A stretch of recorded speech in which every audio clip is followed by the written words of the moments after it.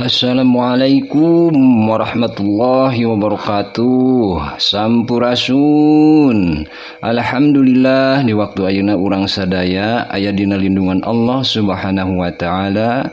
Tur mugia kitu salawasna.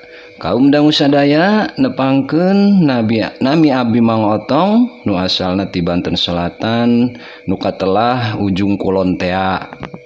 Di dieu abdi ngawitan pisan ngadamel channel YouTube nu namina Dongeng Mang Otong Channel nu insyaallah bade dieusi ku seni dongeng Sunda.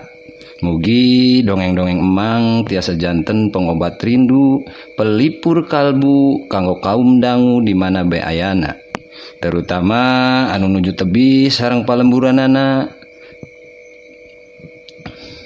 Perkenalan emang sakitu dianggap cekap.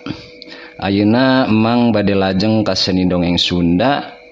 Dongeng perdana emang nu ngagaduhan judul Mawar Bodas Males Pati nu dikarang ku Ki Dagar. Emang ngucapkeun rebu nuhun ka Ki Dagar anu entos mercayakeun dongengna kanggo dipedar ku emang.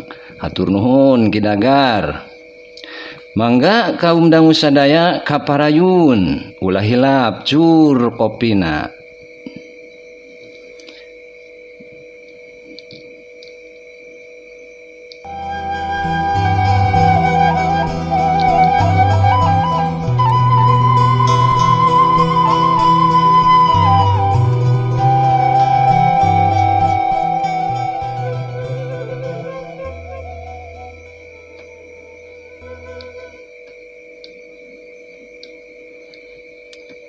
Mawar Bodas Males Pati bagian kahiji. Kocap kacarioskeun zaman tahun 50-an, zaman di mana kahirupan masih werit. Di suku Gunung Burangrang aya hiji wewengkon nu katelah lembur Ciwaruga. Lembur anu makmur serta ayem tentrem, wargana lolobana kasabna kana tatanen. Palawija aya oge sabagian anu kana pakulian atawa buburu. Dina hiji mangsa harita teh wanci janari leutik. Di hiji imah anu rada sigrong aya 3 bayangan jalma anu tinju ringkang dina pipir hiji imah anu poek. Karim, cokel jandelana urang anu ngawasan kaayaan ti dieu. Nu hiji marentah kana baturna. Heuh, siapna. Si ade ti tangga jaga di tukang, bisi aya nu kabur liwat panto dapur. Jawab baturna. Dek, gerak ka tukang atuh. Si bayangan nitah deui ka bayangan hijina anu rada badag awakna. Keula yud, geus ngagayot yeuh. Teu kuat hayang ki heula. Jawab si jangkung badag. Oh, didinya mah pugu rek gawe kalah nginuman we es kopior atuh jadi beser tah. Tembal si bayangan anu sigana mah katua rampog anu rek ngagarong ka imah eta. Reket sora jandela ngareket. Bray Ki Imron beunta nu karak gerepeureum kahudangkeun deui ku sora ngareketna jandela. Palang siang kerteg sajaroning hate Ki Imron gap leungeun katuhuna ngaran pabedog anu disimpen luhureun lomari. Aya naon Kang? Cek Nyi Isa anu sarua kahudangkeun ku sora salakina. Nyai cicing wae di kamarnya jagaan budak urang si Anggra ini. Akang rek mareksa imah heula. Penta Imron ka Nyi Isa. Hati-hati Kang. Tembal Nyi Isa bari romana pinuh ku rasa keung. Gajleng hiji bayangan ngagajleng ka jero imah. Karak ge celedam pal sukuna napakana ubin imah ari hiuk hiji sambaran bedog ngahiuk mapag bayangan hideung. Anu diarahna teh lebah cangkengna pisan. Guat si bayangan hideung ngacorelet ka tukang bari serepet. Manehna ge mesat bedog anu disoren dina cangkengna.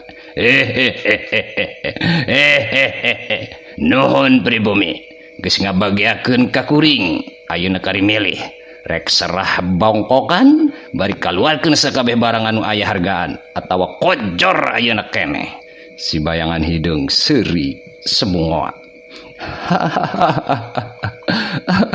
Tong loba bacot sia hakan ye bedog aing. Ki Imron ngahambatkeun deui bedogna.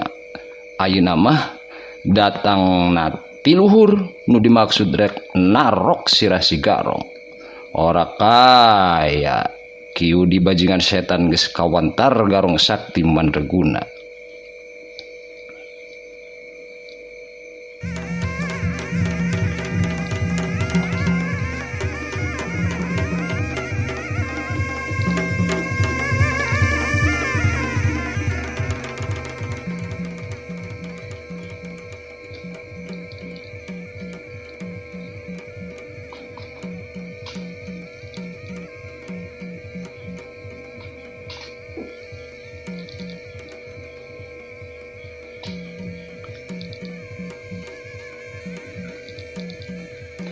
Anu ngawasaan mumunggang pasir ucing moal gampang dirubuhkeun atah-atah. Srod suku katuhun ditarik ka tukang. Bari hiu bedogna nyamber ka luhur mapag datangna bedog Ki Imron. Blentrang suara dua bedog adu mani tarik. Leungeun kahut katuhu Ki Imron ngageter.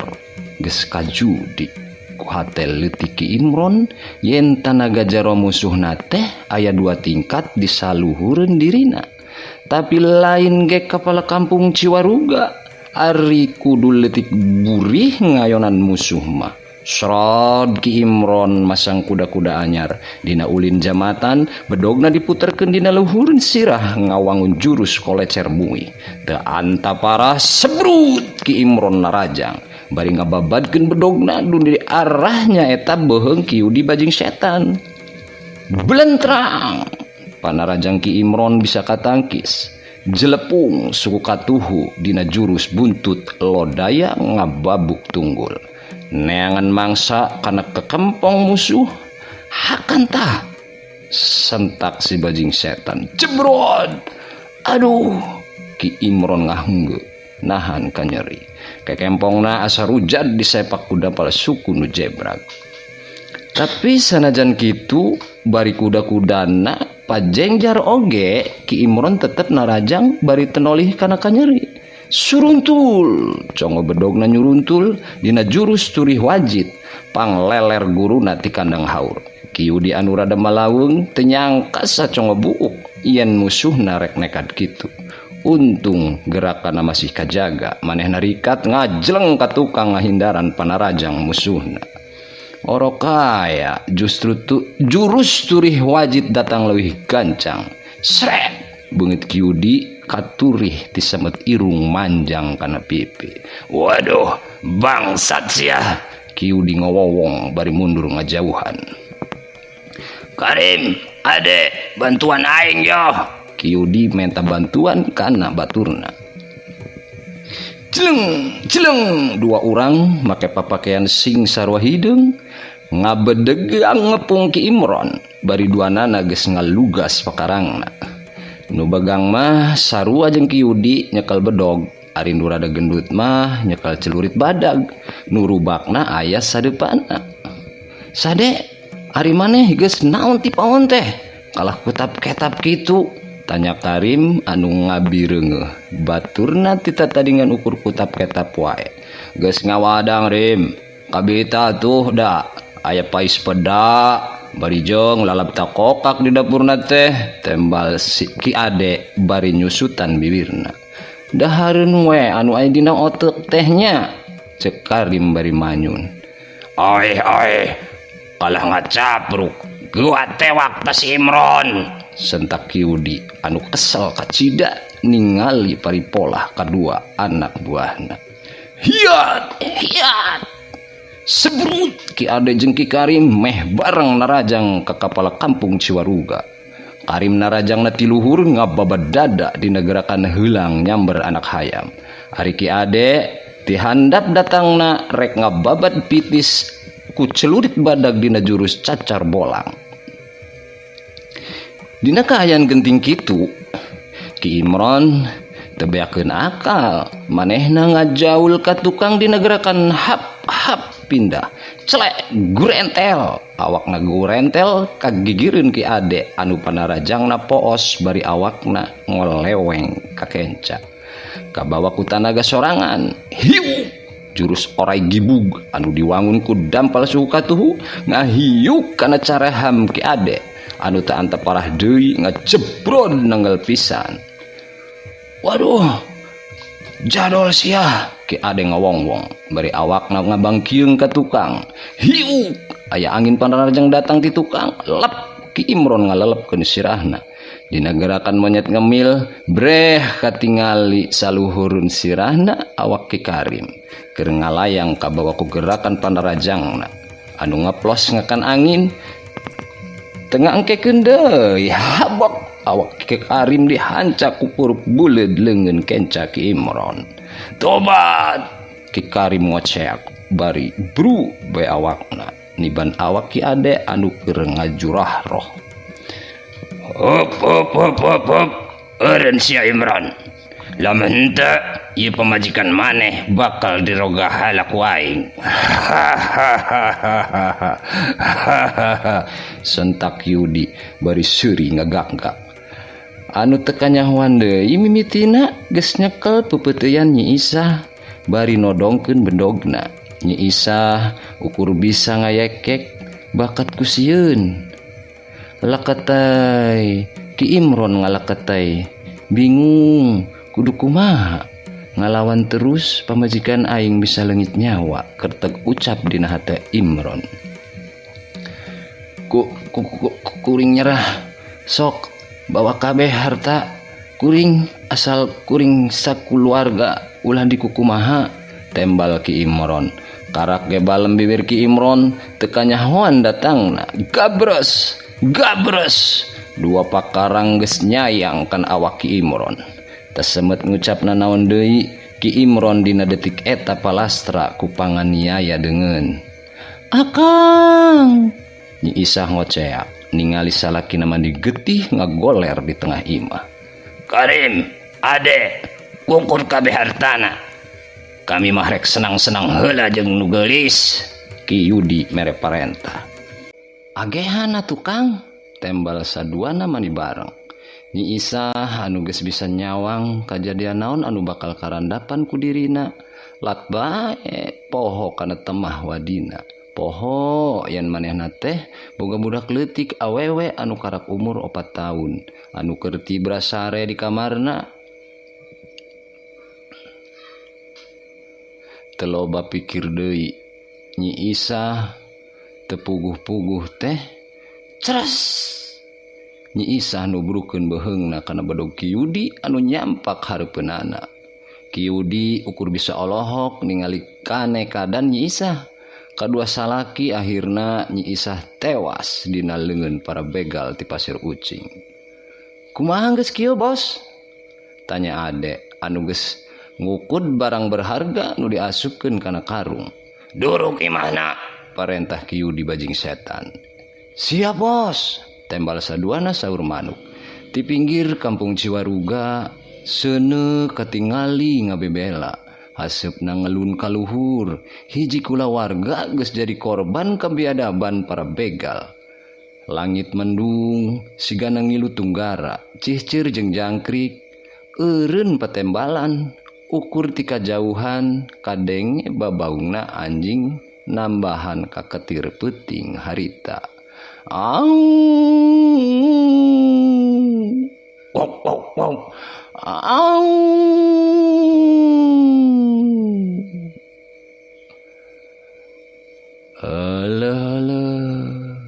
Kaum dangu sadaya horeng waktosna tos tanya kapan emang cekapkeun di dieu carita dongeng emang anu mugia tiasa janten pengobat rindu pelipur kalbu Kukituna emang nuhunkeun dihapunten tina sadaya kakirangan dina dongeng emang kulantaran emang nembean pisan medarkeun dongeng.